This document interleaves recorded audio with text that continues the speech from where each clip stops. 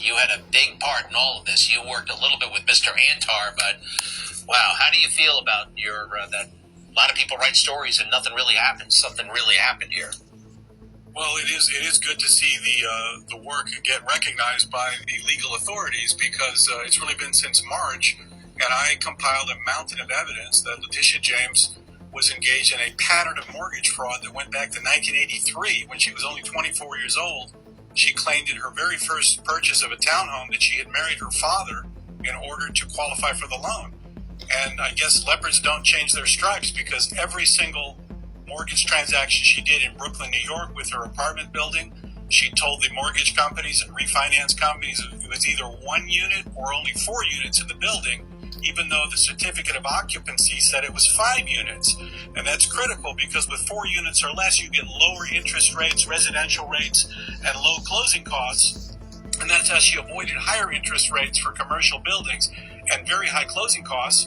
She did the same thing in Virginia. She bought 3 homes, and on 2 of them, she said it would be her primary residence, because the banks give you lower interest rates because they think you'll take care of the property better than if it was a rental.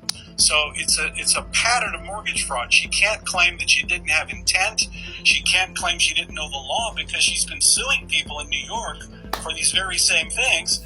And she said that any tiny mistake on a mortgage application is a grave crime, and that's what she charged Donald Trump with. So I think there's going to be more superseding indictments coming over other properties in Virginia, and a big indictment coming for all of her pattern of fraud on the Brooklyn apartment building in New York. Yes, Letitia has always stated that no one is above the law.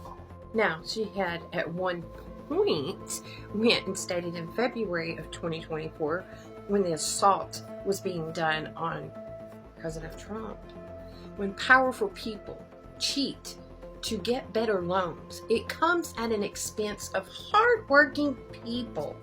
Everyday Americans cannot lie to a bank to get a mortgage. And if they did, our government would throw the book at them.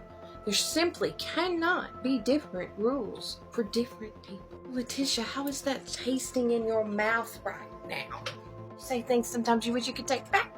But CNN has a different take on things. Second, what Tish James, and again, we're still getting the details, but if it's related to this mortgage issue, I mean, this is something that everyone in America, or many people at least, if you're lucky enough to be able to buy a house in America, you deal with this, right? The federal government doesn't go after all of these people for doing this.